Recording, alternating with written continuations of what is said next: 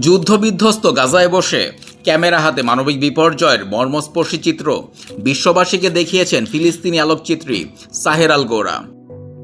আর সেই কাজের স্বীকৃতি এলো সাংবাদিকতার সবচেয়ে মর্যাদাপূর্ণ পুরস্কার পুলিৎজারে।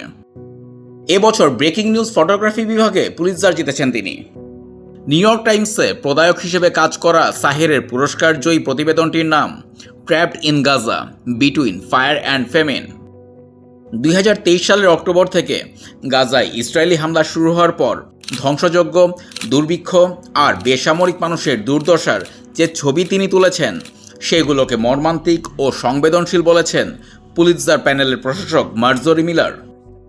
সাহেরের সেই প্রতিবেদনে আগুনের গোলা আর ক্ষুধার জ্বালার মাঝে আটকে পড়া নিরীহ বেসামরিক মানুষের দুর্দশার এক বাস্তবসম্মত ও হৃদয় বিদারক চিত্র ফুটে উঠেছে।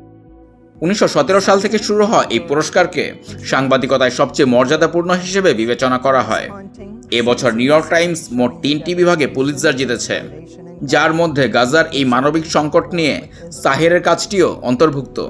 এছাড়া বার্তা সংস্থা রয়টার্স সহ ওয়াশিংটন পোস্ট ও এপির মতো শীর্ষ সংবাদ মাধ্যমগুলো বিভিন্ন বিভাগে পুরস্কার জিতেছে।